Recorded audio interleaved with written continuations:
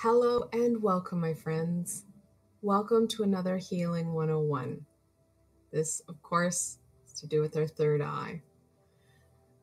Yes, I know the third eye in November is kind of sucks because we did have October and it was, well, the thinning of the veil.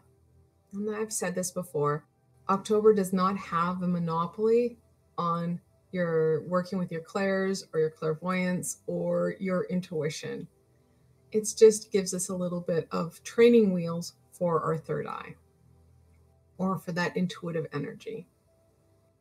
So today, though, I wanted to make sure that we got to know our third eye a little bit. Many of us know about our third eye as it's kind of in a pop culture idea. We know about it through the movies and through literature. However, let's look at the chakra behind that third eye and why it's so important to us and how many of us really struggle with the third eye. Now, the third eye is the sixth chakra. Of course, it sits right on your third eye. Now, like all the other chakras, it does have a color. It's usually a purple color, and it can vary from light purple, pinky purple, blue purple. It's a purplish color. And not surprisingly, this chakra is focused in on intuition and wisdom. On my channel, I talk a lot about how we have to stay in our frontal cortex because that's our thinking processing area and it's a place of our third eye. Well, that's exactly what our third eye chakra deals with, is that processing, that creativity. It really helps us to create solutions. The challenge is many of us have shut down this chakra and it's not flowing as well as it should. We've shut down our third eye. We've done a lot of stuff to us to get to our point of where we're at in our life. And it's an important point. So no matter what state your third eye is in and what state your chakra is, and I should state it's two separate things. Your third eye is your intuitional eye, where your third eye chakra is a chakra. Similar to how your heart center is where we keep our emotion, there is also a chakra there. They're very much intertwined and interlinked. However, it's two separate sources. However, the third eye, many of us have it closed or gunkied up and it's not working. And our third eye chakra is really struggling because, of course, many of us, when we get into a stress point, we don't take those deep breaths. So we're not functioning from here. We're in that more reactive state. So it's a space in our body that really needs a little extra TLC. And I'm going to support you with that TLC. But first, I want to talk about what else the third eye chakra deals with, because it's more than just that thinking and processing and intuitional space. So for your physical body, of course, we're looking at the eyes. Well, pretty much anything in your head. We've got the pituitary gland. We've got the nose, your central nervous system. It shares with your throat chakra, your ears. So there's a lot of things that it connects into. Know that it does share, like I said, and many chakras do share things, like the central nervous system is something that is shared with multiple chakras. Your ears, of course, are also connected into your throat chakra. And when I'm working and healing chakras, I don't always pick on just one because the ones around it, so your throat chakra and your crown chakra, they're impacted if it's not working properly.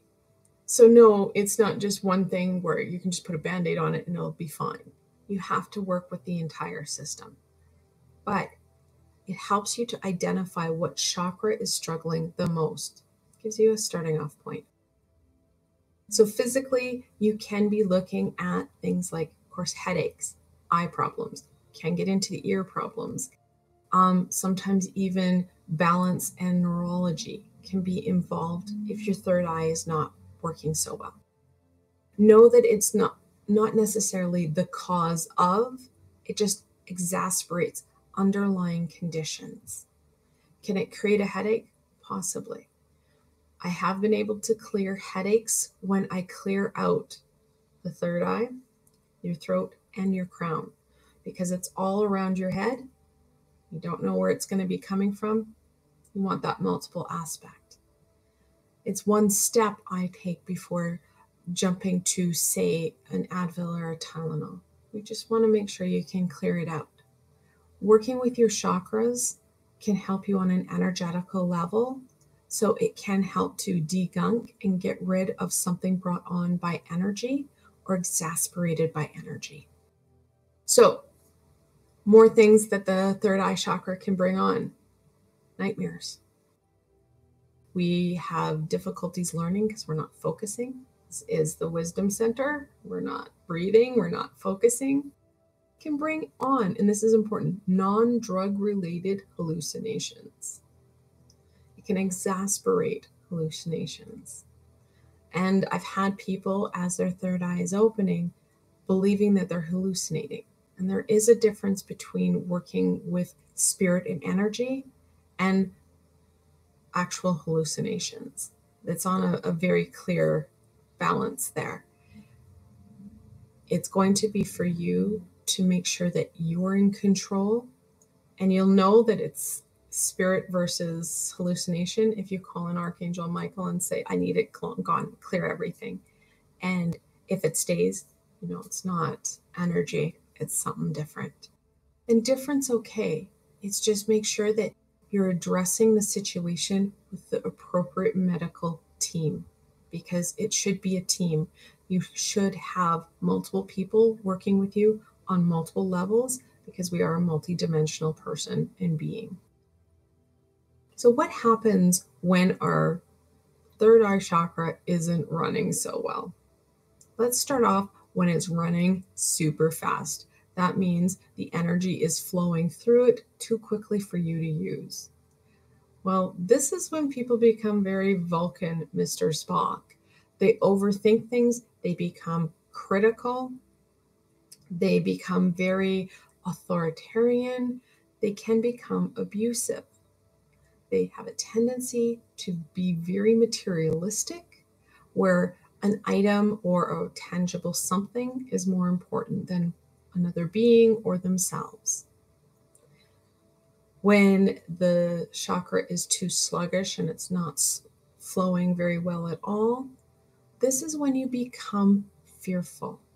Fear of success, fear of what could happen. You set that bar low and you aim lower. You can't get yourself moving. You're very undisciplined. You just can't seem to achieve because you're not being able to use that creative, that thinking center you need. Now, when your chakra is flowing too much or not so well, when it's not flowing at an optimal level for you, you are not able to use any of your clairs. And this is the list of the clairs. I'm not going to go through them. People know them, especially clairvoyants, but know that when it's not working, when your third eye chakra is not working, you are not able to connect into your third eye, so you're not getting any information. Many people think that your third eye is solely for clairvoyance, which is clear seeing. That is not true. It's all about that knowledge. You're processing it. Because of course, many of our senses are connected into our head. So when you look at it, you've got your hearing, your thinking, your smell, your taste. That's all up in your face. It's right where your third eye, your throat, it's all together. So if it's not functioning, it's not going to work well. You're not going to be able to get that added, deeper wisdom that you're looking for. So now what? How do you work with your third eye chakra? How do you make it better for you? I will give you a list of tools and supports that you can use. Use the ones that are meaningful for you. Don't try and reinvent the wheel. It doesn't work so well because we're second guessing ourselves. Our ego will and does step in and try and minimize what we're doing. So use what's working. Like always, and I've said this multiple times, you can and should start to pick and choose which chakras and which tools that you can start to incorporate and start to really intertwine to get the best healing for you. All right, so like all the other chakras, the third eye chakra has a beautiful symbol. It, like I said before, has a beautiful color of purple. It does, of course, have that beautiful Indian name. You don't need to say it. I can never say the Indian name. I don't speak many other languages other than English, and sometimes I don't even speak that well. So know that you can connect in with this symbol. You can use it as a crystal grid. You can use it as a focal point. That's why I give it to you. And speaking of crystals, well, anything purple. My go-to, of course, would be amethyst. It's easy to find, and it does tick many boxes when you're looking at crystal healing. You can also do something like fluorite. You can go into the azurite, or like I said, any purple crystal will work. And if you don't have one, clear quartz will work just as effective as well. It can help amplify the energies and intentions that you're setting.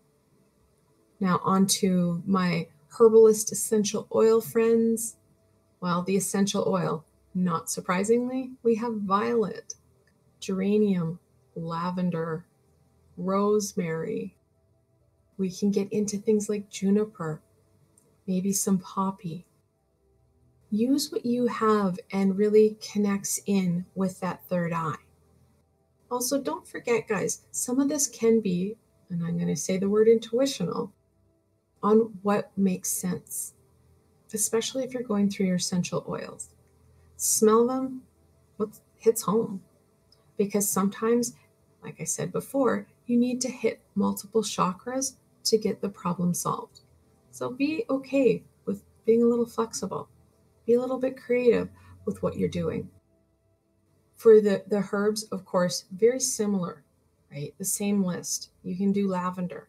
You can do rosemary. Use the ones that you have. Rosemary is an easy one to find in your kitchen, and you can add it to foods. And the foods that connect into your third eye, well, not surprisingly, well, anything purple, naturally purple foods, which there's not a lot, I won't lie, but there are a few. Additionally, herbal teas. They are fantastic. And don't forget, guys, lavender and rosemary can be added in to tea form, and you can drink it. Use what you have at hand. Don't forget the power of intention and how that's going to help you to really work with your third eye and heal your third eye. Now, finally, of course, I can't leave out sound. Sound is so important. And if you're a person that really resonates with that, of course, we have the sound of Om, O-M, at the frequency of 852 hertz. Again, something that you can add in. Add these into layers, guys. It doesn't have to be an extra or, oh, I'm going to physically do this right now and take the next how many minutes to do it. You could have the music playing in the background. You could have your diffuser on in the background as you do everyday activities. I want this to be something that you can incorporate into your everyday. So it's not an extra. It's just you adding in a little bit of extra love for you and doing what we need to do. I hope that this did help understand your third eye chakra a little bit more. Know that next week I will be publishing a healing for your third eye to add in even more. To add in another layer of support for you in healing and working with your third eye. Again, I want to thank you for joining me today. I hope this did help you to connect in and understand your third eye a little bit more. If you did enjoy this session, please don't forget to give it a thumbs up, as it does help people find me on the sea of YouTube. More importantly for you though, don't forget to subscribe and hit that little red bell, because I do have more healings, teachings, and guidance coming forward. You don't want to miss any of it. And if you'd like an extra layer of support, I do have a Patreon and Ko-fi page where I do offer added supports. I have a link below, so you can go check it out. Again, I want to thank you for joining me today, And I hope that you feel a little bit more connected to that third eye of yours. Until tomorrow, my friends.